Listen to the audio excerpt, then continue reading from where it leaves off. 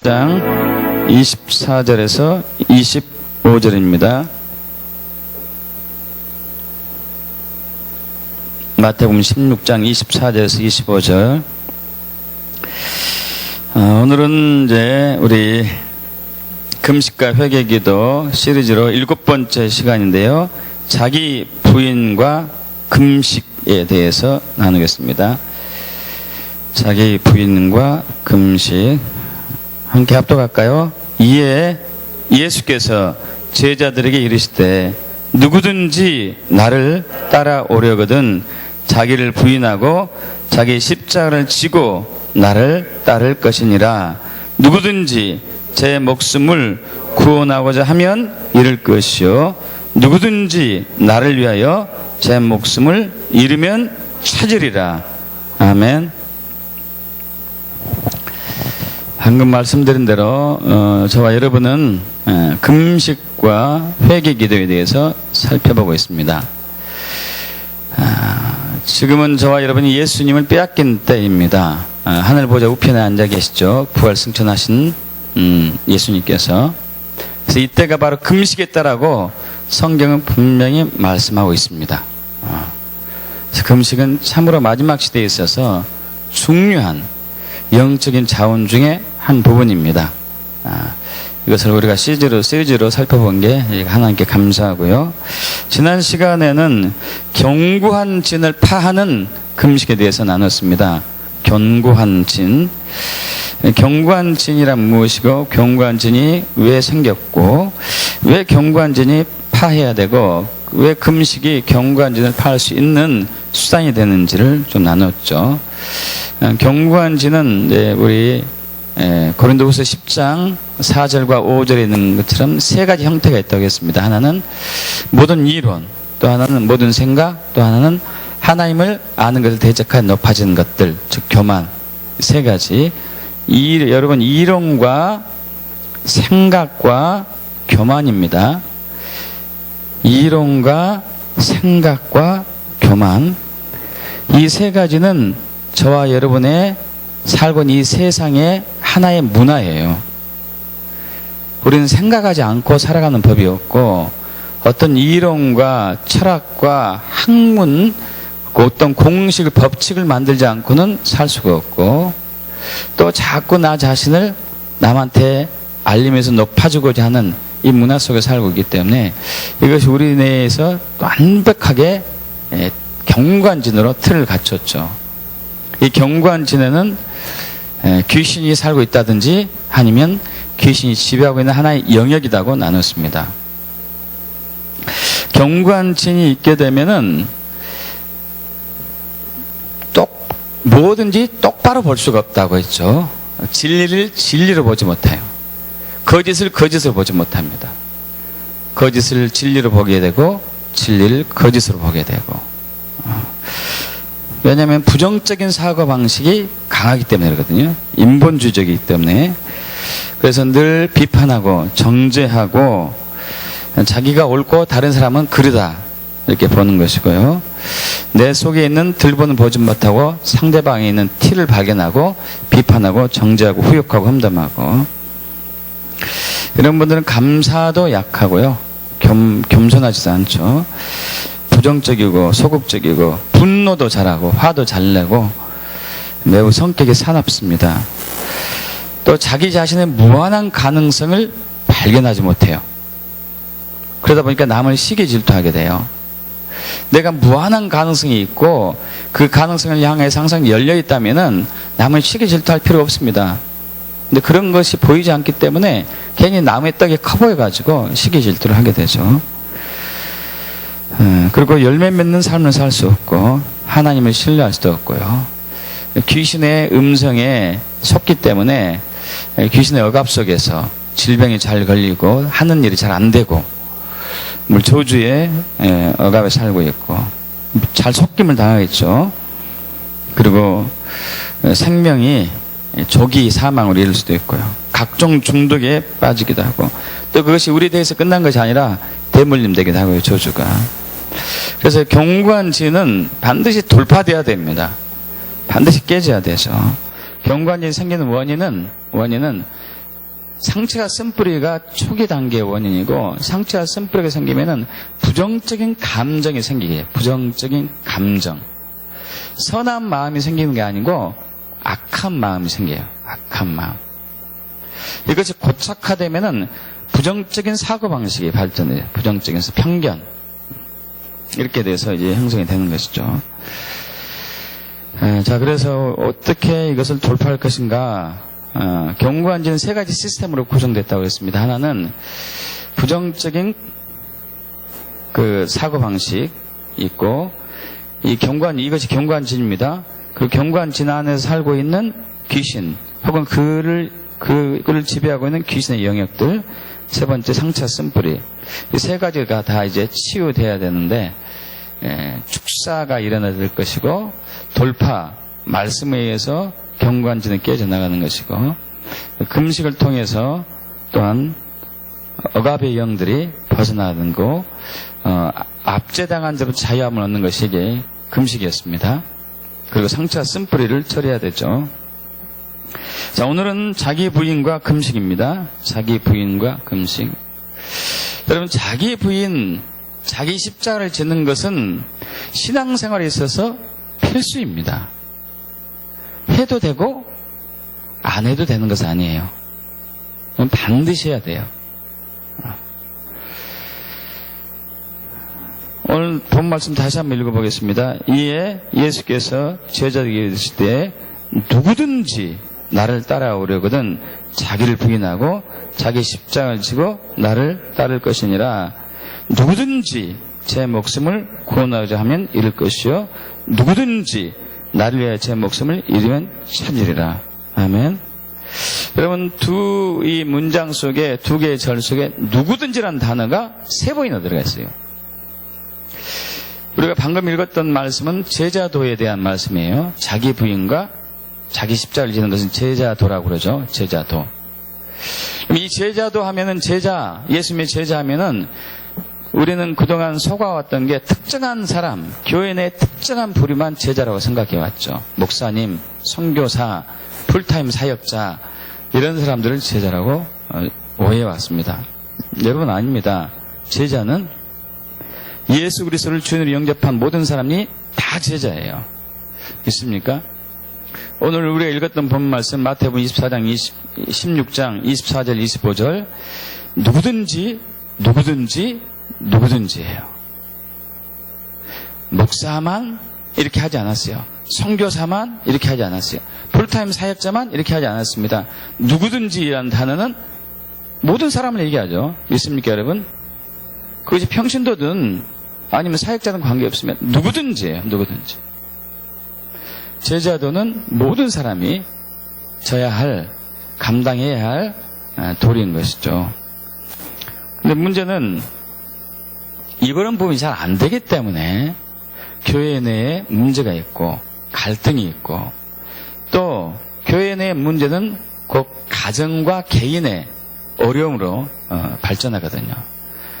가정에 분열이 있고 분쟁이 있고 개인적인 억압과 핍박이 따르는 것이죠. 자기 부인은 안 되기 때문에, 자기 십자가를 지는 것이 안 되기 때문에. 그리고 우리가 이제 방금 읽었던 말씀 중에서 16장 25절에 누구든지 제 목숨을 구원하고자 하면 잃을 것이요 누구든지 나를 위하여 제 목숨을 잃으면 찾으리라 해서 두 개의 단어가 원어 성경과 영어 성경에 있는데 우리 성경에는 빠졌어요. 만약에 누구든지 제 목숨을 구원하고자 하면 잃을 것이요 누구든지 나를 제 목숨을 찾으리라. 이 때문이다. 만약에 때문이다. 그러니까 우리가 반드시 자기 부인과 자기 십자가를 해야 된다는 얘기예요. 그렇지 않으면 저와 여러분 목숨을 잃는다는 얘기죠. 구원받지 못한다는 얘기겠죠. 자, 그래서 이 시간은 자기 부인에서 자기란 무엇이고 왜 자기를 부인해야 되고 자기를 부인하지 않으면 어떻게 되는 것이고 무엇이 자기를 부인한다는 의미인가, 그리고 어떻게 금식이 자기를 부인하는데 도움이 될 수 있는지, 그리고 또 왜 자기를 부인하려고 하나님은 우리를 만들었는가. 이 우리를 하나님이 만드신 부분이거든요. 우리가 만든 것은 아니잖아요. 하나님이 자기를 만들었죠. 왜 자기를 부인하기 위해서 자기를 만들었냐 이거죠. 이 부분 또 살펴보고자 합니다. 먼저 자기란 무엇인가를 알려면요, 여기 접어두시고 요한복음 12장 25절로 가야 되겠습니다. 요한복음 12장 25절.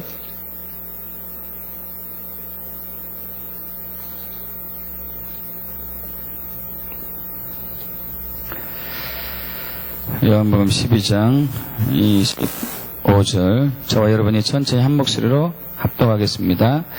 사람이 자기의 생명을 사랑하는 자는 잃어버릴 것이요, 이 세상에서 자기의 생명을 미워하는 자는 영생하도록 보존하리라. 아멘. 그럼 이 말씀은 내가 진실로 드신 너에게 이르노니 한 알의 밀이 땅에 떨어져서 죽지 아니하면 한 알 그대로 있고 죽으면 많은 열매를 맺느니라. 이 말씀을 하고 난 이후에 바로 이어서 하신 말씀이죠. 한 알의 밀이 땅에 떨어져 썩어서 죽는 것, 이것이 바로 자기 부인의 의미가 되겠죠. 자, 그래서 자기의 생명을 사랑하는 자 잃어버리고, 이 세상에 자기의 생명을 미워하는 자는 영생하도록 보존하리라. 자기 부인, 자기 십자가를 지는 것과 똑같은 맥락인데, 이 자기 생명이라는 얘기는, 이 생명이라는 단어가 헬라 원어로 이제 푸시케라고 해요. 푸시케는 영어로 soul이에요. soul. S-O-U-L. 스피릿이 아니고 바디가 아니고 soul입니다. 스피릿은 영이고 soul은 뭐죠?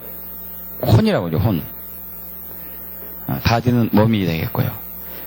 여기서 혼생명이에요. 혼생명.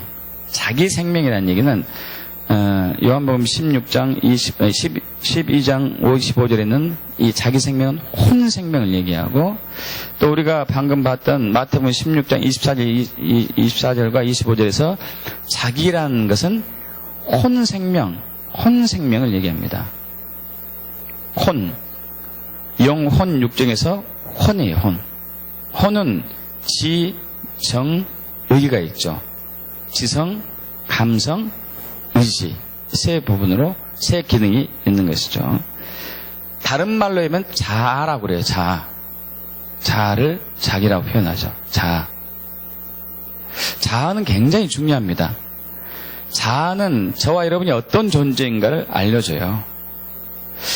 이 자아가 각각 다 달라요. 각각 다 다릅니다. 똑같은 자아는 없는 것이죠. 쌍둥이도, 세 쌍둥이도, 다섯 쌍둥이도 자아는 각각 다르죠. 그래서 굉장히 중요한 부분이에요. 한 인격체이기 때문에 이 자아, 자기, 나, 인간이 수천 년 동안 고민했던 나는 누구인가? 이 고민, 이 자아인 거죠. 자아. 나는 누구인가?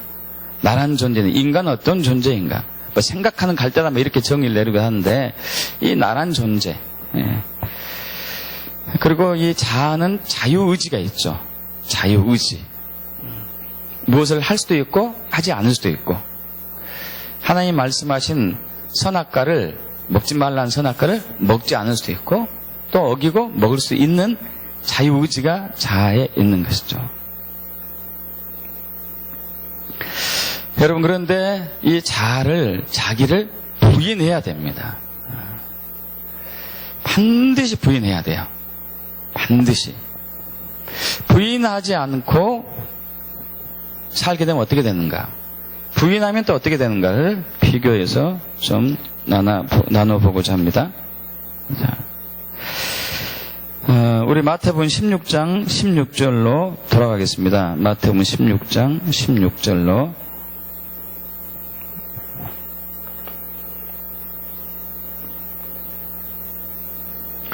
저와 여러분이 천천히 한 목소리로 합독해 볼까요? 시몬 베드로가 대답하여 이르되 주는 그리스도시요 살아계신 하나님의 아들이시니이다. 여러분, 이 베드로가 예수님께서 제자들에게 너희는 나를 누구라고 하느냐 하고 여쭸을 때, 베드로가 주는 그리스도시요 살아계신 하나님의 아들입니다 고백합니다. 여러분의 신앙 고백도 이런 고백이 되리라 믿습니다. 예수님, 당신은 나의 주인이십니다. 나의 그리스도입니다. 그리고 하나님의 아들입니다. 세 가지가 들어있습니다. 주는 그리스도시오. 이 단어는 예수님이 주인이라는 얘기예요. 예수님이 그리스도시고 예수님이 하나님의 아들이고. 자, 그런데 이것을 어떻게 알게 됐느냐 이거예요. 어떻게 알게 됐느냐. 그것은 바로 17절에 나오죠. 합동해 볼까요? 예수께서 대답하여 이르시되 바요나 시몬아 내가 복이 있도다. 이를 내게 알게 한 이는 혈육이 아니요 하늘에 계신 내 아버지시니라. 할렐루야. 예수님이 누구신가? 예수님이 누구신가?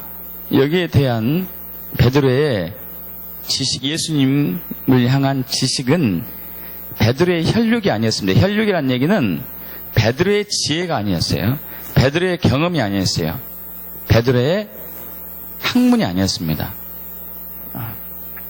다시 얘기해서 베드로는 유대인으로 태어나가지고 어려서부터 성경을 공부해왔고 어려서부터 예수에 대해서 공부해왔고 그리고 성인이 되어서도 세례 요한의 제자로서 자기 나라의 영적인 회복을 위해서 굉장히 고민했었고 자 그리고 어느 날 예수님을 만나가지고 예수님을 주인으로 삼고 따라다녔다 보니까 예수님께서 엄청난 기적과 이사를 행하고 놀라운 말씀을 선포하고 했었죠.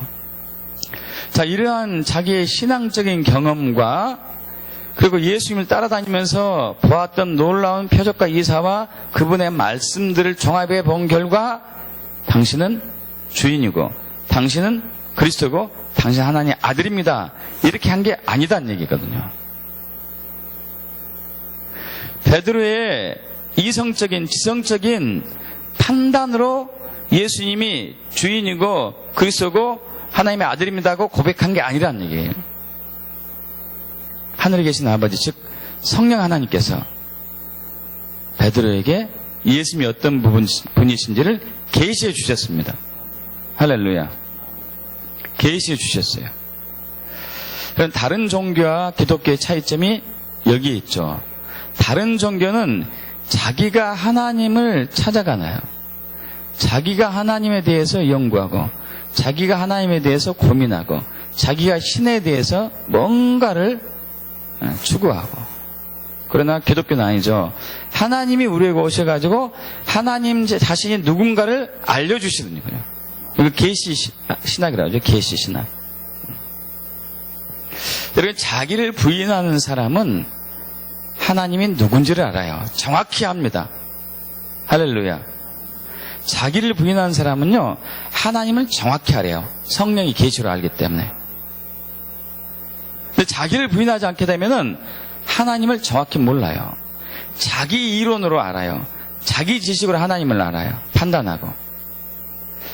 이것을 보고 우리 저번 시간에 나눴던 고린도 전서 10장 3, 4절 5절에서 경고한 세 가지 중에 하나 하나님을 아는 것을 대적하여 높아진 것들. 여러분 이것은 우리 지식으로 우리 지성으로 하나님에 관해서 아는 이론적인 것들을 얘기해 신학적인 것들을 또 포함합니다. 우리는 그것을 하나님을 아는 것으로 대체하고 있어요. 이렇게 하나님을 아는 것은 믿음이 아닙니다. 그래서 능력이 없어요. 능력이 없는 것이죠. 하나님을 아는 것은 계시로 알아야 되죠. 계시로. 자꾸 이제 독일 신학을 얘기하는데 말씀드렸다시피 독일 신학자들이 우리는 지금 수천 년, 수백 년간 최고의 신학을 유지하고 있죠. 그러나 독일 신학자 중에서 예수 믿지 않는 사람들이 많아요. 왜냐하면 그들은 예수님이 누군지 모르니. 하나님에 대한 지식은 있지만 예수님이 누군지를 몰라요. 그래서 예수를 믿지 않는 것이죠. 그러나 예수에 관한 학문, 신에 관한 학문은 세계 최고예요. 그렇지만 그것이 믿음은 아니죠. 믿음은 아닙니다. 그래서 자기를 부인하지 않으면 하나님을 알 수 없습니다. 하나님을 안다 하더라도 자기 지식으로 알게 돼요. 자기를 부인하지만이 정확히 하나님을 압니다. 그래서 사도 바울도 에베소서 1장 17절에 지혜와 계시의 영이 에베소 교인들을 향해서 기도하죠. 너희에게 임하사 하나님을 알게 하시고, 할렐루야. 지혜의 영이 오셔야지만이, 계시의 영이 임해야지만이 하나님을 알 수 있습니다. 성령의 지혜로 알 수 있는 것이죠. 성령의 계시로 하는 것이죠. 더 나아가서 아까 이제 방금 전에 제가 에베소서 1장 17절 얘기했는데, 사도 바울이 그 이후로 또 이렇게 얘기하죠. 너의 부르심의 소망이 무엇이며, 이렇게 얘기해요. 지혜와 계시의 영이 너에게 임해서 너의 부르심의 소망이 무엇이며. 여러분, 자기를 부인하지 않으면 부르심이 뭔지 몰라요. 저도 마찬가지였다니까요. 여러분에게 말씀드렸다시피 전문 직업을 갖고 있는 사람이 이 목회하는 것을 제일 싫어했던 사람이 저였어요. 제일 싫어했던 사람 중에 한 사람이었죠. 그 좋은 직업을 통해서 얼마나 하나님을 알릴 수 있는데 왜 목회를 하느냐? 왜 목회하느냐 이거죠. 목사들도 남아도는 마당에. 그러나 하나님이 저에게 계시해 주시자, 하나님이 계획한 저의 통해서 하나님의 비전이 이거였구나 알게 되어서 제가 여기 순종한 것이죠. 여기 제가 여기에 서 있는 것은 하나님의 비전이었고 하나님의 계시였습니다. 저의 생각은 아니에요. 저의 생각은 절대 하면 안 돼. 목회하면 안 돼요. 저의 생각은요. 여러분, 이거는 인본주의적인 생각이죠. 그래서 저의 부르심을 계속 이걸 붙들고 있으면 몰랐을 거예요. 그래서 안 왔을까요? 저의 부르심 평생 몰랐을 거예요. 그러다가 마지막에 어떻게 될지 모르겠어요. 구원 받았으려나? 중간에 구원부터 못 받았을지 모르겠습니다. 그래서 자기를 부인해야지 부르심을 알아요. 여러분의 부르심이 뭔지를 알게 축복합니다. 그럼 여러분 자신이 부인하는 삶을 살아야 돼요.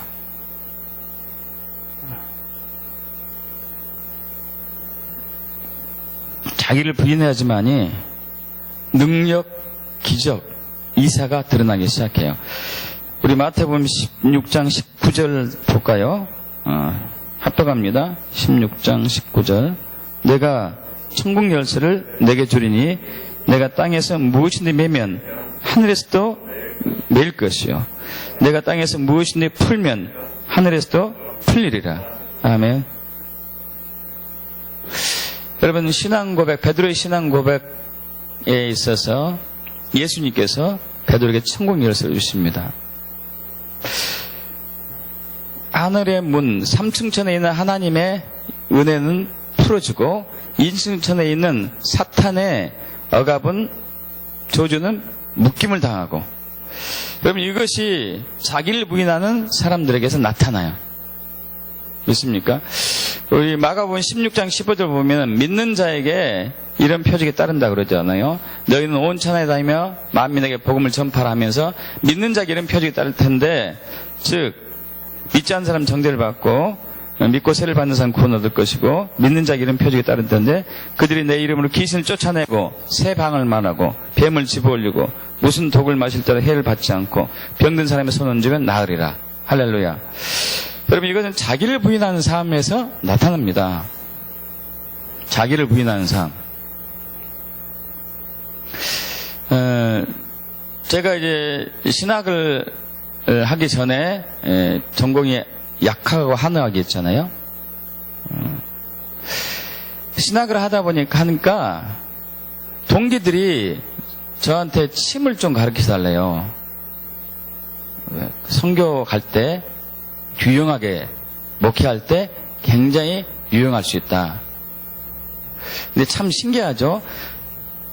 제가 만약 이제 한의학이나 약학을 전공하지 않았다면 저도 그랬을 것 같아.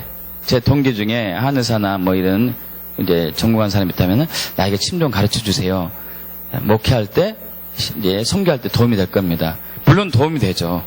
도움이 되죠.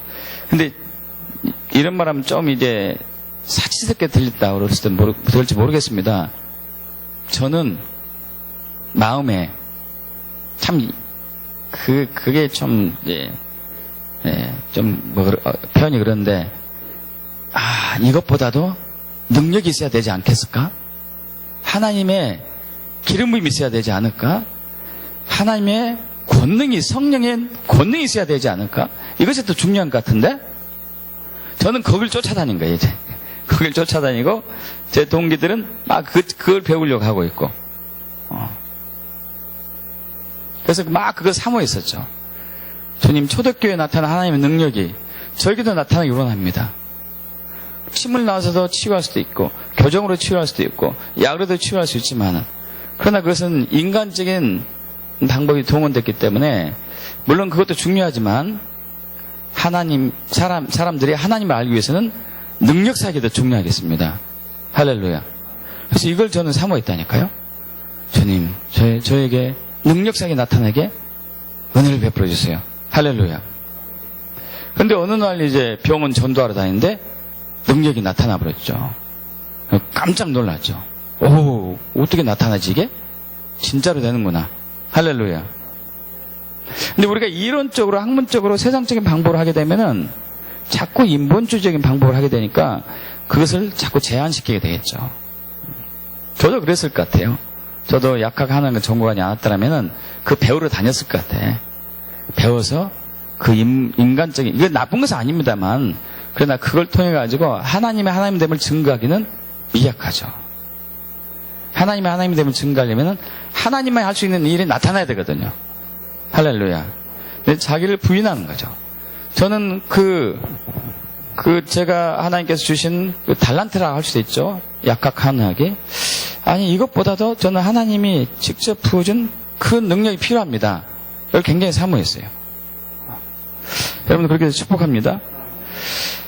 자기를 부인해야지만이 영적인 눈이 열리죠. 영적인 눈. 하나님의 관점으로 보기 시작합니다. 그 전에 우리가 마태복음 16장 18절 먼저 보고 영적인 눈에 대해서 얘기했습니다. 마태복음 16장 18절 합독합니다. 또 내가 내게 이르노니 너는 베드로라. 내가 이 반석 위에 교회를 세우리니 음부의 권세가 이기지 못하리라. 아멘. 여러분, 자기를 부인하는 사람은 영적 전쟁에서 승리합니다. 할렐루야. 자기를 부인하는 사람은 영적 전쟁에서 승리해요. 오늘날 참으로 많은 교회가 있고 많은 교인들이 있지만 영적 전쟁에서 승리하는 교인들은 정말 찾기 힘듭니다. 찾기 힘들어요. 영으로 묶여있는 것도 잘 몰라요. 내 영이 묶여있는 것도 모르고 억압받고 핍박받고 학대당하고 있는 것도 모르죠. 그러니까 영적 전쟁에 승리할 수 없죠. 그러나 자기를 부인하는 사람은요, 영적 전쟁에 승리할 수 있습니다. 베드로가 이 경우잖아요. 천국 열쇠를 주고 음부의 권세가 이기지 못해요. 어둠의 영이 이기지 못합니다. 자기를 부인하면 그래요. 당연하죠. 내 생명 주님께 있고 나는 죽음이 두렵지 않다고 하는 그 미친 그리스도인에게 사탄이 뭐라고 그러겠습니까? 그러지 않겠어요? 살려고 발버둥 치고 좀 더 돈 벌어보려고 발버둥 치고 자기를 뭔가 높이려고 발버둥 치는 사람한테는 사탄이 아주 그냥 좋아하죠. 너는 내 먹잇감이다. 너는 나를 이기지 못하지. 그렇게 살아라. 그런 자기를 부인하고 자기 십자가를 지고 있는 그리스도인에게 사탄이 꼼짝 못하죠. 그러지 않습니까? 여러분, 사탄이 이글기 축복합니다. 그럼 자기를 부인하고 자기 십자가를 져야 돼요. 그러지 않기 때문에 사탄은 이기지 못하죠. 영적 전쟁에 승리할 수 없습니다. 여러 방향으로 여러분들을 압박하잖아요. 배우자를 통해서, 자녀를 통해서, 부모를 통해서, 교우를 통해서, 환경을 통해서. 그러나 자기를 부인하고 자기 십자가를 지는 사람은 능히 이길 수 있습니다. 돌파할 수 있는 것이죠. 자기를 부인하는 사람은 영적인 눈이 열립니다. 영적인 눈이 열려요. 자, 지금 이제 이렇게 하고 난 이후에 예수님께서 베드로하고 그 제자들에게, 베드로가 제자들에게 21절부터 2절 보면은 비로소 예수님이 서기관과 대제사장과 장로들에게 붙잡혀가지고 고난당하시고 죽으시고 3일 만에 부활할 것을 처음으로 말씀하십니다. 처음으로 말씀하셔요. 처음으로 말씀하시니까 베드로가 그 얘기를 듣자마자 주여 22절에 항변하여 이르되 주여 그리하여 마옵소서 이 일이 결코 죽게 미치지 아니하리이다. 자, 베드로가 자기를 부인했던 베드로가 순간적으로 자기를 부인하지 않는 것으로 바로 바뀌었습니다. 바로 바뀌었어요. 자기 생각, 자기 관점으로 바로 바뀌었습니다. 하나님의 뜻은 예수님이 십자가에 고난과 죽음을 당하시고 부활하신 것이 하나님의 뜻입니다. 온 인류를 구원하기 위한 하나님의 계획이었던 것이죠. 근데 베드로가 볼 때는 그렇게 할 필요가 없었던 거예요. 베드로가 봤을 때는 그 놀라운 능력과 이적을 3년 동안 행했습니다. 3년 동안 따라다니 봤어요. 이 얘기를 처음 들은 시기가 한 6개월, 예수님 돌아가시 6개월 전으로 추정할 수 있는데, 아니 3년 동안 다녀본 결과 말씀이 완벽했고 능력 사역과 치유가 엄청났습니다. 자, 그렇다면 이분이 왕으로서 이 땅에 오셨다는 것이 또 메시아니까 당연하고 왕으로 바로 통치하면은 끝인 거예요. 베드로 생각에는. 그러지 않습니까? 왕으로 통치하면 이스라엘 회복이 되고 뭐 이스라엘 통해서 온 나라가 구원받을 수도 있는 것이고 이거 끝인 거죠. 근데 느닷없이 죽는다 이 얘기를 듣는 순간에 베드로가 확 이제 뒤집어졌죠. 그래서 그래야지 마옵소서. 이 일이 결코 죽게 미치지 않을 것입니다. 이 일이 일어나서 안 되죠. 일어나면 어떻게 되겠습니까? 그건 말이라고 하십니까? 이런 거죠. 이런 거.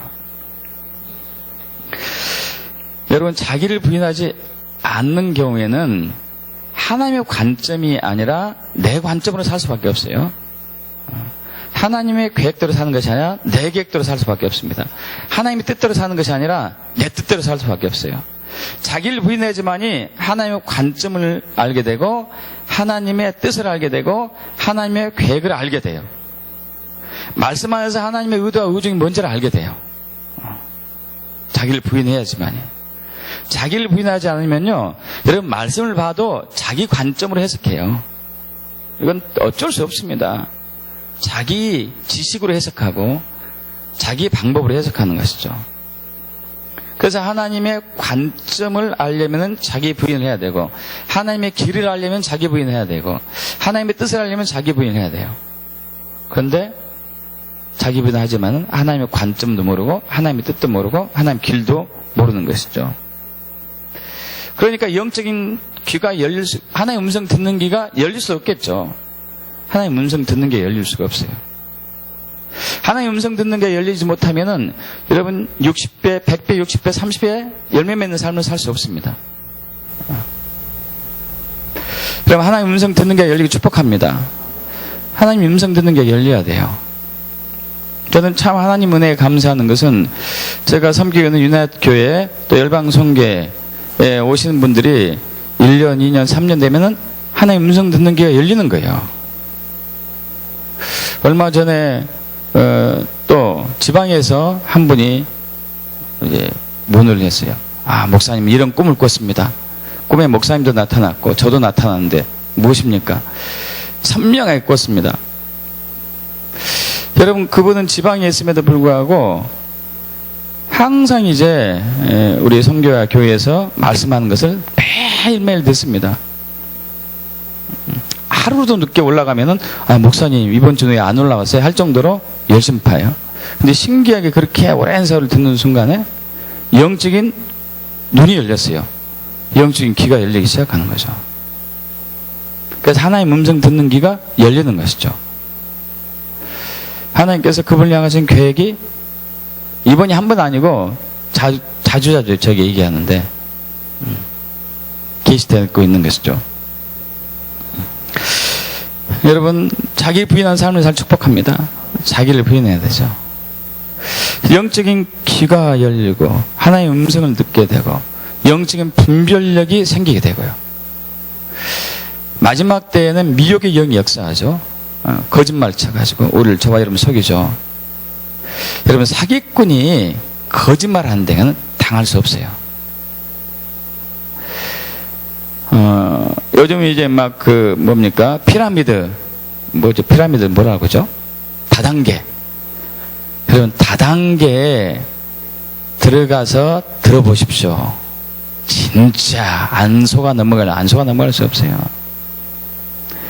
여행 가는 사람들 대표적으로 그러잖아요. 여행 가는 사람들 뭐 해외 여행이 됐든지 국내 여행이 됐든지 물건 사라고 꼭 들리잖아요.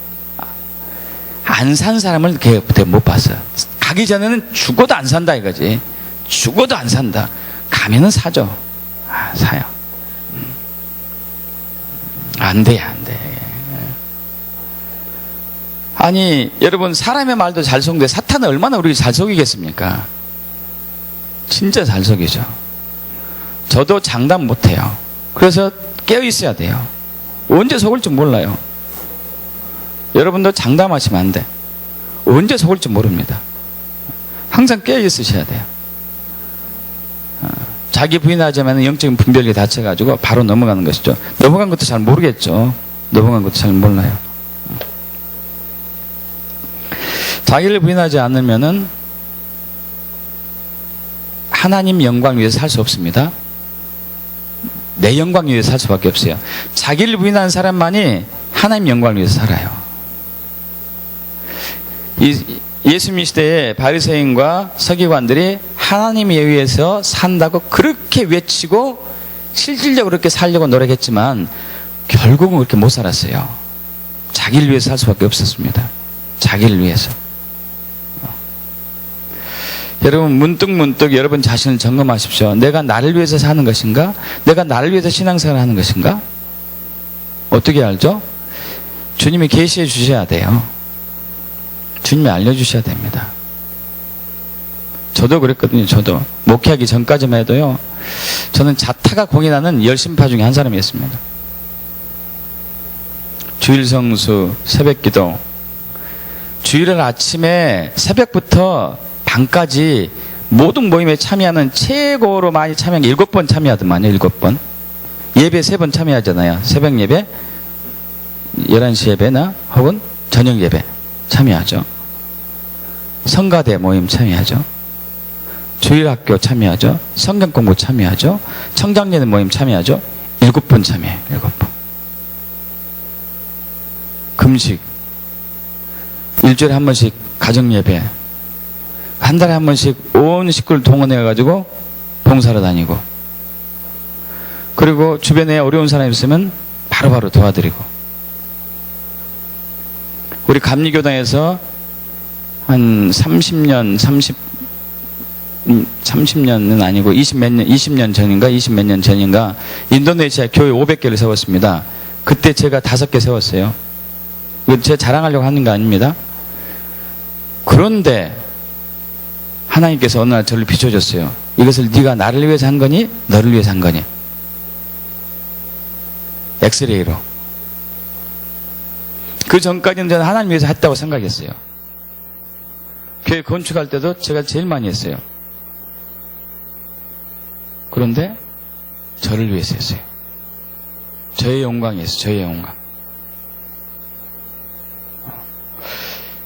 여러분 주님 앞에 겸손해야 되겠더라고요. 나를 부인하지 않으면 하나님의 영광을 위한 삶이 아니고 내 영광이에요. 결국 내 영광. 나를 드러내기 위한 삶이죠. 그렇게 되다 보면 결국 하나님의 뜻과 하나님의 생각을 대적하게 되죠. 마태복음 우리 16장 23절 합독합니다.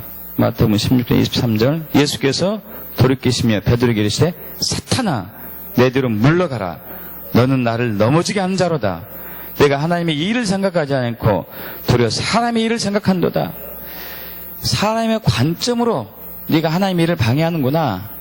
온 일을 향하신 하나님의 계획을 네가 방해하는구나. 너는 사탄이야.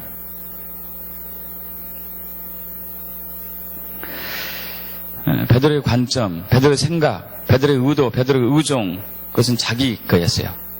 주님 거 아니었죠. 여러분의 생각은 어떻습니까? 여러분의 생각, 여러분의 관점, 여러분의 의도, 여러분의 의중이 누구에서 나왔습니까? 주님입니까? 아니면 여러분입니까? 저는 구로에서 교회 이렇게 할 때 하나님의 다루심이 이제 시작되었을 때 그 앞에 처절하게 무릎 꿇었죠. 뭐 어쩔 수 없죠. 어쩔 수 없습니다. 또 엑스레이, 영적인 엑스레이로 저를 찍어대니까 뭐 얼마나 더러운지 모르겠어요. 얼마나 교만하고 얼마나 불순종해 왔었는지. 그러면서 어느 날 이 목회에 있어서 놀라운 사실을 발견했습니다. 목회는 분명히 하나님이 하긴 하시죠. 하나님이 하는데 하나님이 그 구로에 있는 그 교회를 세움에 있어서 가장 대적하는 사람이 바로 저더라고요. 여러분, 여러분의 가정을 회복하는데 가장 대적자가 여러분 자신인 것을 깨달을 때가 있을 거예요. 빨리 깨닫게 되게 축복합니다. 하나님이 여러분 가정을 세우기 원해요. 그런데 여러분이 자기 부인하지 않으면 못 세웁니다. 내가 딱 틀어 잡고 있고 내가 이 가정을 내 방법으로 세울 거야. 기도는 하나님 이 가정을 세워주세요 하죠. 그런데 내가 내 방법으로, 내 관점으로, 내 생각으로 기도하고 그렇게 되길 원하고 그것 외에는 다른 얘기 들려오면, 다른 말씀하면 노해버리죠. 그런데 다루심 받으니까요, 내가 제일 방해를 많이 했어요. 내 자녀들 양육하는 데 있어서 저는 정말 우리 자녀들에게 많이 투자했거든요. 좋다는 과외 선생, 좋다는 학원 선생, 학원 다 알아보고 투자했습니다. 하나님께서 우리 자녀들을 하나님의 뜻 가운데 세우는 것을 제일 방해하는 게 바로 저였어요. 인본주의적인 사고방식과 인간중심적인 사고방식이 얼마나 하나님의 뜻을 방해하는지. 자기 부인하지 않는 것.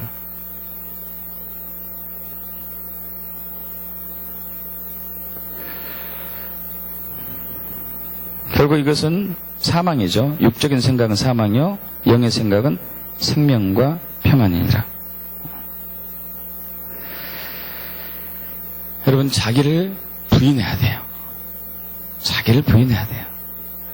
부인하지 않으면 저와 여러분은 잃은 목숨입니다. 목숨 없는 거예요. 구원받지 못한 것이겠죠. 여러분, 자기를 부인한다는 의미는 무엇일까요? 무엇이 자기를 부인하는 것일까요? 주님, 저는 할 수 없습니다. 이것일까요?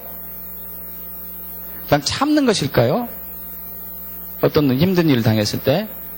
물론 그것도 틀리진 않겠죠. 그러나 그것은 완벽하진 않죠. 여러분, 자기를 부인한다는 얘기는 저와 여러분이 피조물임을 철저하게 인정해야 되는 거예요. 하나님의 창조주고 저와 여러분 피조물이고, 하나님의 생명의 근원이고 나는 피조물이고, 생명의 근원이 하나님께로 나왔고 나는 피조물이고. 근데 우리는 이걸 자꾸 잊어버린다니까요. 자꾸 잊어버려요.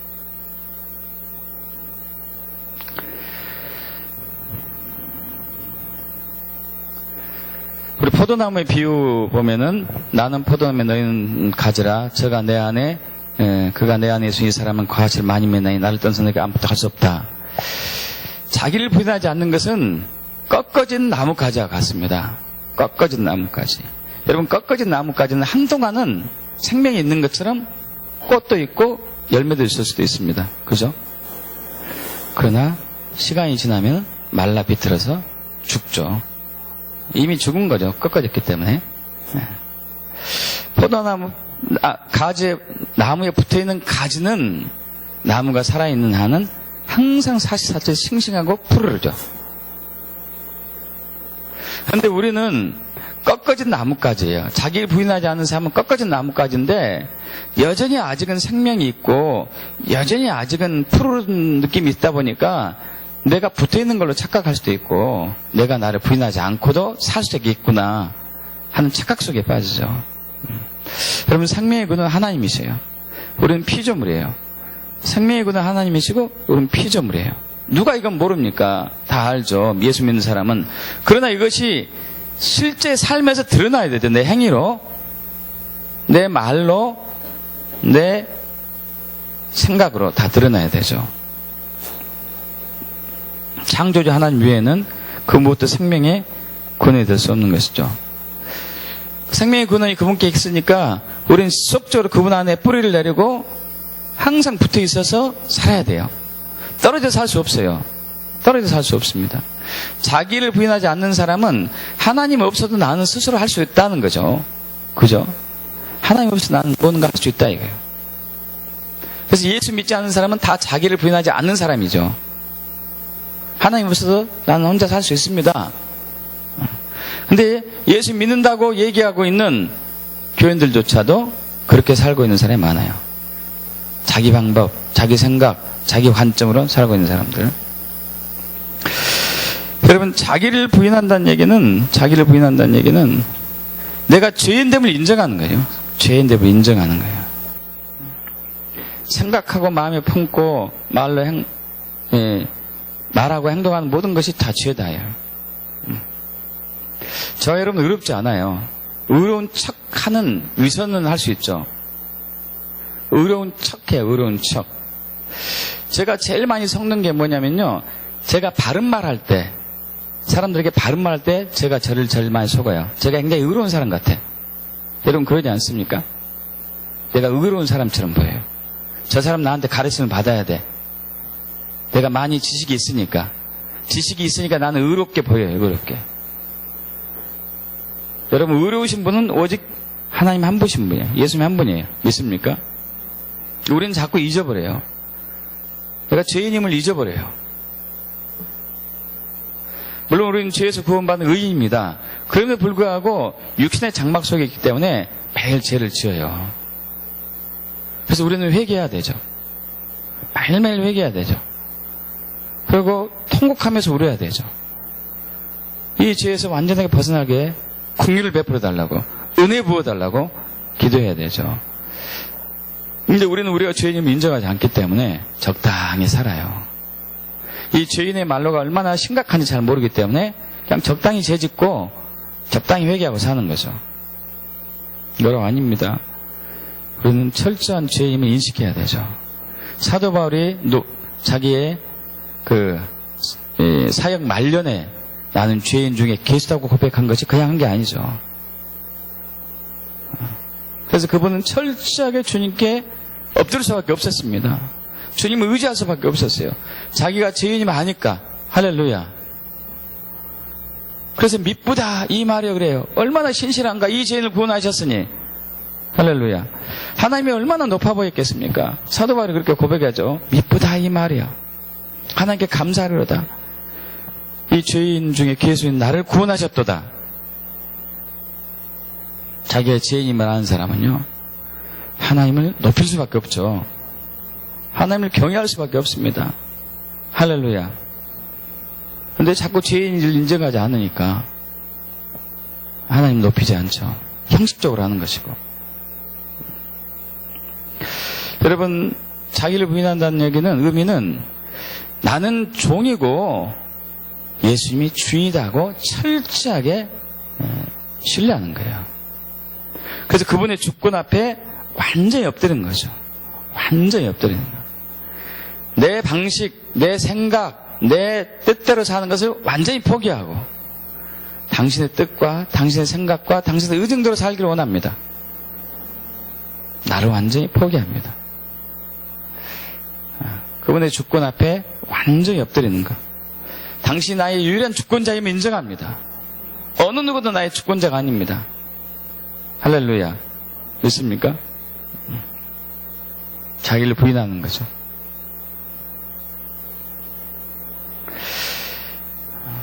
자기를 부인하지 못하는 원인 중에 몇 가지가 있는데요. 그것은 자아의 특성 때문에. 자아의 특성.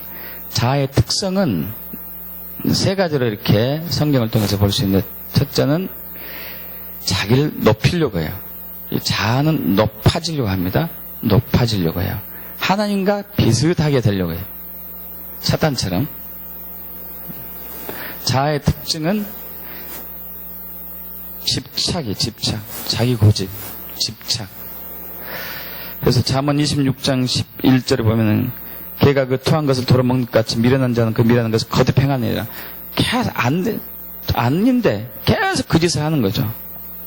자아의 특징은 욕구가 있어요. 욕구. 계속 족한 줄 모르고 달라고 거머리처럼. 욕구가 있고 그리고 자기를 높이려고 하는 그런 탐욕이 있고 자기 고집이 있는 사람들은 상처를 받으면요 쓴뿌리가 생길 수밖에 없어요. 상처를 받으면. 그래서 보호막을 형성해요. 경관진을 만들어내는 것이죠. 이 경관진은 파괴되지도 않겠죠. 자아를 왜 만드셨을까요? 하나님께서. 굉장히 부정적인 면이 많은데 자아를 왜 만드셨을까요? 그것은 자아는 아까 자유의지라고 했습니다. 자유의지. 내 자유의지로 주님을 높이기 위해서요. 할렐루야. 그냥 로봇처럼 컴퓨터에 나온 소리처럼 주님을 높이는 것이 아니라 내 자유의지로 온 마음 다해서 주님을 예배하기 위해서, 주님을 찬양하기 위해서 자유의지를 만들었어요. 자아를 만든 것이죠. 내 자유의지로 자아로 주님을 사랑하도록 하기 위해서 우리 자아를 만들었습니다. 할렐루야. 내 마음과 목숨과 뜻을 다하여 주 너의 하나님을 사랑하라. 자유의지로 사랑하라는 것이죠. 로봇처럼 할 수 없이 사랑하는 것이 아니에요. 선악을 알게 하는 나무를 두신 목적이 거기 있죠.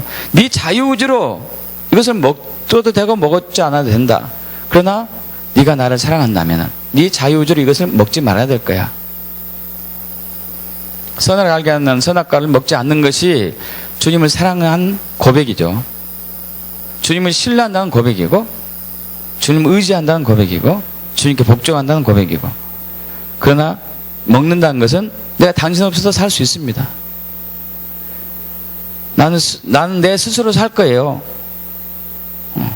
나는 내가 나를 통제할 수 있어요. 내가 나를 다스릴 수 있다니까요. 이런 것이죠. 이런 거. 당신 사랑 없어서 살 수 있어요. 이런 거죠. 이런 거. 저와 여러분 주님 사랑 없이 살 수 없죠. 할렐루야. 자유의지를 주는 것은 자유의지로 우리가 주님께 순복하기 위해서. 할렐루야. 로봇처럼 순복이 아닙니다. 자유의지를 주시는 것, 자아를 주신 목적이죠. 자유의지로 찬양하고 사랑하고 그분께 순복하고 또 자유의지로 섬기기 위해서, 이웃을 섬기기 위해서. 갈라디아서 5장 13절 14절 우리 잘 알고 있습니다. 형제들아 너희가 자유를 위하여서 부르심을 입었으나 그러나 그 자유로 육체에 기회를 삼지 말고 오직 사랑으로 서로 종노하라 하면서 온 율법은 내 이웃 사랑하기를 내 자신같이 하라 하신 말씀에서 이루어졌나니. 여러분 이 자유의지로 사랑하는 겁니다. 할렐루야. 자유의지로 사랑하는 거예요. 주님을 예배하고 주님을 사랑하고 자유의지로 주님께 순복하고 자유를 주님을 사랑하기 위해서 그렇게 창조하신 것이죠. 자, 그렇다면 마지막으로 어떻게 자아를 부인하는 것인가? 첫째, 여러분 반드시 자기를 부인해야 됩니다. 자, 반드시 자아를 부인해야 돼요. 반드시 자기를 부인해야 돼요. 우리 다시 한번 마태복음 16장 24절과 25절 합독할까요? 이에 예수께서 제자들에게 이르시되 누구든지 나를 따라오려거든 자기를 부인하고 자기 십자가를 지고 나를 따를 것이니라.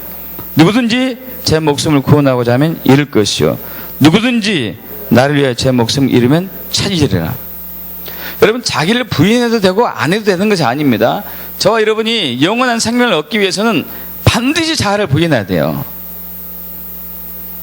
반드시 자기를 부인해야 돼요. 믿습니까? 이건 해도 되고 안 해도 되는 거 아니라니까요. 반드시 필수적으로.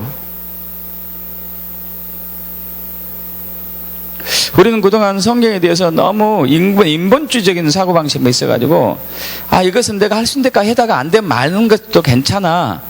이런 이상한 것이 생겼다니까요. 반드시 해야 돼요. 안 되면 막 주님 앞에서 무릎 꿇고 통회하면서 울고 회개하면서 도와달라고 부르짖어야 돼요. 주여, 제가 제 자신을 부인할 수 있도록 도와주세요. 제 고집대로 살지 않게 해주세요. 제 방법대로 살지 않게 해주세요. 제 뜻대로 살지 않게 해주세요. 제 마음대로 살지 않게 해주세요. 제 생각대로 살지 않게 해주세요. 제발 당신께 순복하고 당신만 사랑하고 당신만 높이고 당신의 의도와 의중으로 살 수 있도록 제발 저를 도와주세요. 그렇지 않으면 저는 죽은 목숨이 다름없습니다. 여러분, 외치고 부르짖어야 돼요. 해도 되고 안 해도 되는 거 아닙니다. 이건 반드시 해야 돼요. 반드시. 반드시요. 여러분, 또 자아를 부인하기 위해서, 자기를 부인하기 위해서는요, 이 자기 부인, 자아 부인은요, 저와 여러분의 의지로 되는 것은 아닙니다. 그러나 간절하게 원하되 저와 여러분의 의지로 되는 것은 아니에요. 저와 여러분의 힘으로 되는 것이 아니에요. 오히려 그 부분을 죽여줘야 돼요. 자아가 죽어야 되거든요. 저와 여러분이 할 수 있다는, 내 힘을 할 수 있다는, 내 의지로 뭔가 할 수 있다는, 이게 죽어져야 돼요. 저는 다른 사람보다도 이게 강했던 사람 중에 한 사람이거든요. 제 의지가 강하고, 제 자아가 강하고, 고집도 세고. 여러분, 이것이 하나님을 대적하고 있었고, 이것이 하나님을 뜻을 베드로처럼 가로막고 있었었고요. 주여 그리하지 마옵소서. 베드로는 한 번뿐이 안 했는데 저는 수백 번인, 수천 번 했던 것 같아요.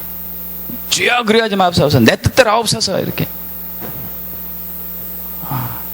여러분, 이것이 죽어야 되거든요. 할렐루야. 자아를 부인하는 것은요, 육적인 데서 육으로 할 수 없습니다. 육은 높아지려고 해요. 육은 고집이 있고, 육은 교만하고, 육은 집착이 있고, 육은 욕구가 있어요. 이것이 죽어야지 자아가 부인되거든요. 자아 부인은, 자기 부인이 영적인 영역입니다. 할렐루야. 그래서 우리가 십자가만 바라봐야 돼요. 십자가만 바라보셔야 돼요. 십자가만. 자기 부인은 육적인 데서 성취되는 거 아니에요.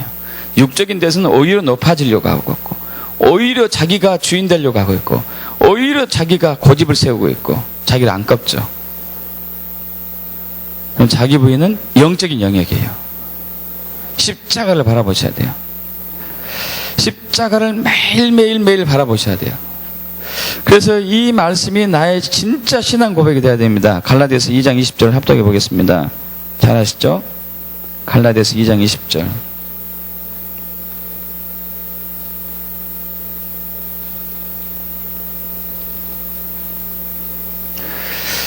잘 아시죠? 합독합니다. 내가 그리스도와 함께 십자가에 못 박혔나니 그런즉 이제는 내가 사는 것이 아니요 오직 내 안에 그리스도께서 사시는 것이라. 이제 내가 육체 가운데 사는 것은 나를 사랑하사 나를 위하여 자기 자신을 버리신 하나님의 아들을 믿는 믿음 안에서 사는 것이라. 할렐루야. 아멘. 여러분, 예수를 믿는 사람들은 예수님이 십자가에 달려갔을 때 저와 여러분의 자아도 죽었습니다. 십자가에 못 박혔어요. 믿습니까? 근데 이것이 처음에 잠깐 믿었다가 나중에 다시 끄집어내가지고 내가 자아로 살아가고 있죠. 살아가고 있어요. 그럼 십자가는 고난주간 때만 바라보는 게 아니고 매 순간순간마다 바라보셔야 돼요. 매 순간순간 바라보셔야 돼요. 십자가를 볼 때마다 저와 여러분이 자아가 죽었음을 보셔야 돼요. 못 박혔음을 봐야 됩니다. 내가 저기에 있지. 내가 저기에 있지. 내 자아가. 내가 그렇지 않게 십자가 못 박혔는데 이제 내가 사는 것이 오직 내 안에서 그리스도께서 사는 것인데 나는 죽었고 예수는 살고. 할렐루야. 나는 죽었고 예수는 살고, 나는 죽었고 예수는 살고. 그것이 순간순간마다 모든 사람과 관계 속에서 드러나야 되거든요. 여러분, 그런데 이것이 하루 이틀에 이렇게 근육이 붙지는 않습니다. 영적인 근육이. 오랜 세월이 걸려요. 여러분, 십자가를 묵상하는 게 오랜 세월을 묵상하셔야 돼요. 오랜 세월을.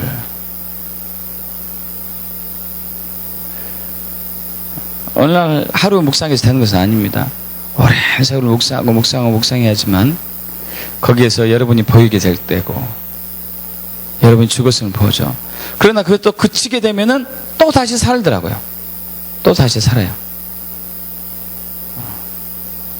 그래서 우리는 매 순간순간 십자가 걸어야 돼요. 그래야 삽니다. 그래서 사도 바울도 고린도전서 15장 31절에 형제들아, 내가 그리스도 예수 우리 주 안에서 가진 바 너희에 대한 나의 자랑을 두고 단언하노니 난 날마다 죽노라. 할렐루야. 나는 날마다 죽는다. 여러분, 날마다 죽기를 축복합니다. 날마다 죽노라. 여러분, 사도 바울은 자랑하고 있어요. 자기가 죽은 것을, 자기 자아가 죽은 것을 자랑하고 있어요. 자기 육체가 죽은 것을 자랑하고 있어요. 할렐루야.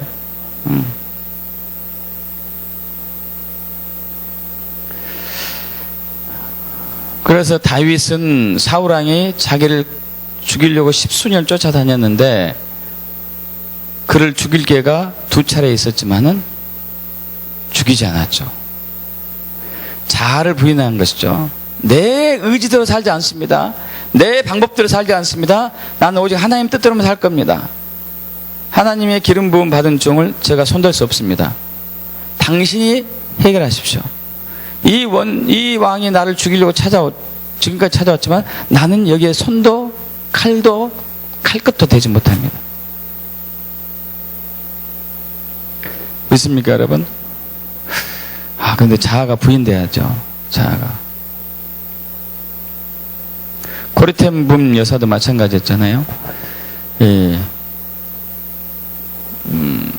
독일 포로 수용소에서 오랫동안 고문당하고 학대당하고 온 가족이 다 죽고 자기 혼자 살아남고 이제 나중에 전 세계를 돌아다니면서 하나님의 사랑의 메시지를 포로 수용소에서 역사하신 하나님을 증거할 때 한 집회에서 이제 그 자기를 학대했던 자기 가족을 죽였던 독일 장교를 봤었을 때 속에서 분노가 일어났어요. 두려움이 일어나고 그를 용서할 수 없어요. 여러분, 이건 자아의 특징이에요. 자아의 특징. 그를 용서할 수 없고 그를 두려워하고 그를 피하고 그가 잘못됐으면 좋겠고. 주님이 말씀하시죠. 내가 너를 위해서 십자가를 졌지만은 저를 위해서 내가 십자가를 졌느니라. 내가 너도 사랑하지만 저도 사랑하느니라. 네가 저를 사랑하면 난 좋겠다. 코리텐붐 여사는 그들을 사랑할 수 없었지만은 사랑할 수 없는 자아를 부인하고 그를 사랑하기로 택해요. 할렐루야. 아멘. 여러분, 말씀에 진리에 반응하기 축복합니다. 여러분의 감정과 여러분의 생각에 초점 맞추시면 안 돼요. 그것이 자아를 부인하지 않는 거죠. 내가 감정으로 반응하는 것, 내 생각대로 사는 것, 자아를 부인하지 않는 거죠. 우리는 감정으로 사는 게 아니고 하나님 뜻대로 살아야 되는 것이죠. 우리는 생각대로 사는 것이 아니라 내 생각으로 사는 것이 아니라 육의 생각으로 사는 것이 아니라 영의 생각으로 살아야 되죠. 할렐루야. 그래서 저와 여러분은 매일매일 주님의 주권 앞에 우리를 복종시켜야 됩니다.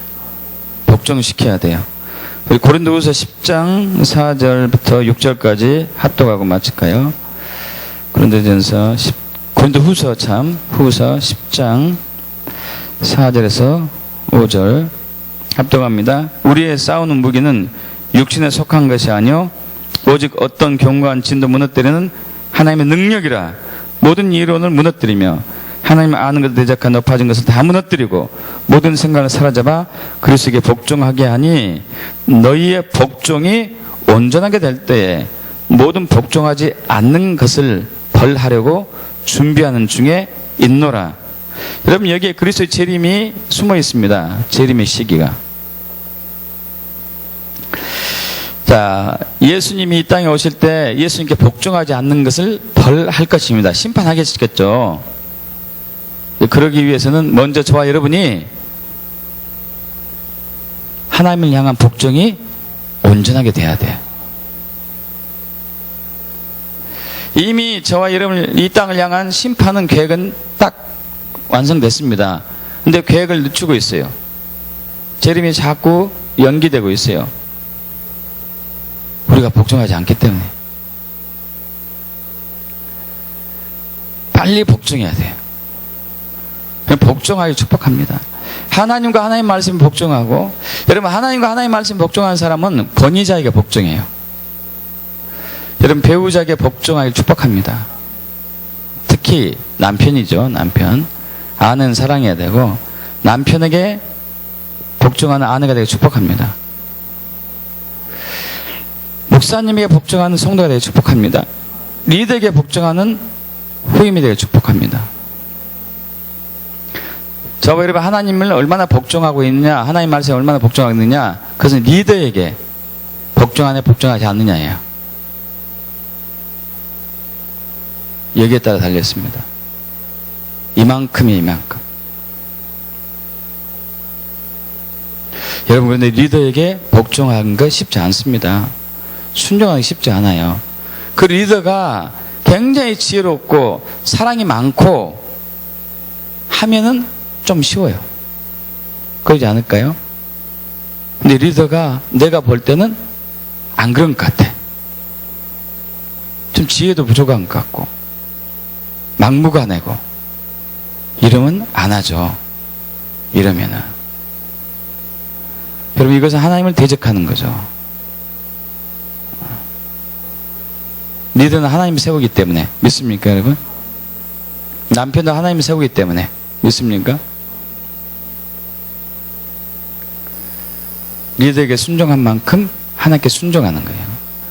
리더에게 복종한 만큼 하나님께 복종하는 것이고요. 자아를 부인한 사람은 리더에게 순종할 수 있어요. 자아를 부인한 사람은 못된 리더에게 복종할 수 있어요. 있습니까? 자아가 강한 사람은 복종 안 해요. 복종할 수가 없죠. 자아가 강하니까. 왜 저렇게 경우에 맞지도 않은 말을 하는데 내가 복종해야 되느냐? 저건 억지다.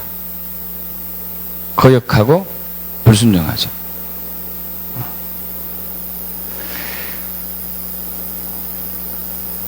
그러나 거기에 순종하는 것이 하나님의 뜻이죠. 요셉을 그렇게 빚어왔고 다윗을 그렇게 빚어오신 하나님이 이 시대에도 동일하게 역사하실 거 믿습니다. 믿습니까? 여러분 복종이죠. 복종. 자아를 부인하지 복종합니다. 여러분 매일매일 십자가에 죽길 축복합니다. 십자가에서 자아가 죽었는데 어떻게 복종하지 않을 수 있겠습니까? 그죠? 십자가에 죽지 않았기 때문에 복종하지 않고 거역하는 것이죠. 대들고. 여러분 리더가 잘못된 것은 하나님께 맡기셔야 돼요. 하나님이 처리하실 부분이지 여러분이 처리할 부분 아니에요. 저도 개인적으로 그래서 개인적으로 나이지리아 2013년에 갔었을 때 거기 리더 때문에 얼마나 힘들었는데 더구나 2주 동안 있어가지고 와 마지막 날 제가 폭발했잖아요. 나이도 어리고 목회 경도 짧은 데다가 저의 또 고향 후배네. 그래가지고 뭐 하십니까? 도대체 이거 어떻게 처리하십니까? 그러니까 여기서 한국 리더 목사님이 우리를 그쪽으로 인도해서 갔는데 TV 조수아 목사님의 이제 거기서 이제 섬기고 있는 한국인 사역자가 있었어요. 거기는 굉장히 나이가 어린 여자 선교사였습니다. 신학은 아니지 않았지만 선교사를 불렀는데 서로 말이 틀리는 거예요. 이쪽 사람은 수업이 없다 그러고 이쪽 사람은 수업이 있다 그러고 어디다 이게 막 나를 맞춰야 될지 모르겠는 거예요.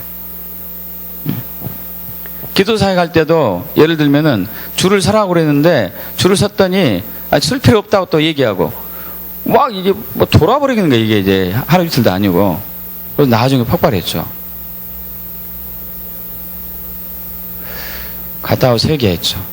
와, 이거 내가 잘못했다. 그래서 한국에서 그 TV 조사 목사님 오셔가지고 다시 집회를 했는데 그분이 총 리더로 했어요. 총 리더. 순종하자. 복종하자.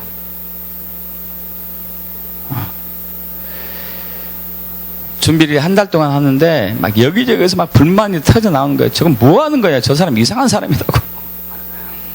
집회 당일날도 막 완전히 엉망이었고, 순종하자. 그래도 복종하자. 나중에 다른 사람들이 그분을 조용히 밀어내더구만요. 제가 손 안 대서. 저는 손댈 수 없지. 손대서는 안 되고. 다른 사람들이 처리했어요. 아, 이것이 다윗이 이렇게 했었구나. 다윗이. 저는 그 사람한테 복종하고 순종하려고 무진장해졌었어요. 속에서는 열불 나죠. 열불 나요. 말도 안 되고 경우도 안 맞고, 그러나 순종해요. 그러나 복종하고 최선을 다해서. 믿습니까? 그 자기 부인이에요. 자기 부인. 결국 하나님이 그를 다른 사람 통해서 정리하셨어요.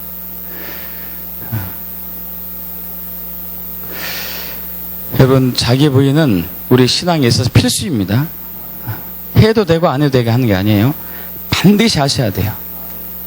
십자가에서 여러분의 자아가 죽었다는 것을 매일매일 경험할 축복합니다.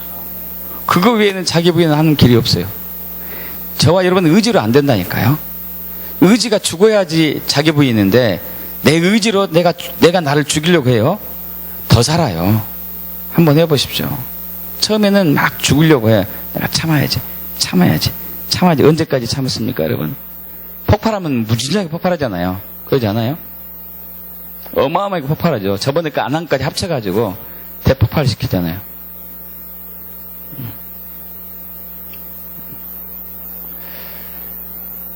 자기 부인은 우리 육의 영역이 아니에요. 영적인 영역이에요. 십자가를 통해서만이 가능해요. 할렐루야. 그런데 금식이 필요해요. 왜냐하면 경관진을 파쇄해야 되기 때문에. 이 경관진 때문에 내가 집착하고 고집스러워지고 꺾이지 않고 막 그러거든요.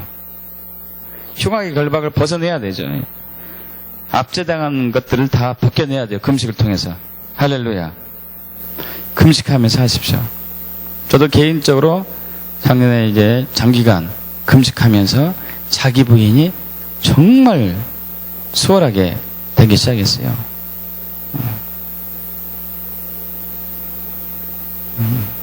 하나님 은혜죠. 할렐루야. 그래도 축복합니다. 아멘. 기도하겠습니다. 아버지 하나님, 주님께서 십자가를 통하여서 우리 자아, 우리 육체를 십자가에 죽었다는 것을 허락하여 주시면 감사합니다. 우리는 그래서 새 생명으로 살았습니다. 그런데 문제는 우리의 자아가 다시 되살아서 주인 노릇하고 있는 것이 우리의 문제입니다. 주님, 우리의 죄를 회개합니다. 용서해 주시옵소서. 예수 피로 덮어주세요. 물과 말씀을 씌워주세요. 성령의 물로 태워주시옵소서. 우리가 매일매일 십자가를 묵상하겠습니다. 십자가를 바라보겠습니다. 주님, 그래서 십자가에서 우리가 십자가를 바라볼 때마다 성령님, 십자가에서 나의 육체가 함께 정욕과 탐심의 십자가 못 박힌 것을 보게 하시고 자아가 죽은 것을 보게 해 주시옵소서. 자아를 더 이상 붙들지 않게 하시고 주님의 주권에 나를 맡기고 전심으로 주님을 자유자재 사랑하게 하시고 전심으로 주님을 찬양하는 자아가 되기를 원합니다. 또 이웃 사랑하는 데 있어서 내 자아를 죽이면서 자유의지를 버리면서까지도 이웃을 사랑할 수 있는 참 자유를 맛보게 해 주시옵소서. 감사드리며 우리 주 예수 그리스도 기도합나이다. 시간이 지났기 때문에 바로 기도 사역 할 텐데요. 자아가 잘 부인하지 않는 분들 좀 기도 사역 받으시면 좋을 것 같고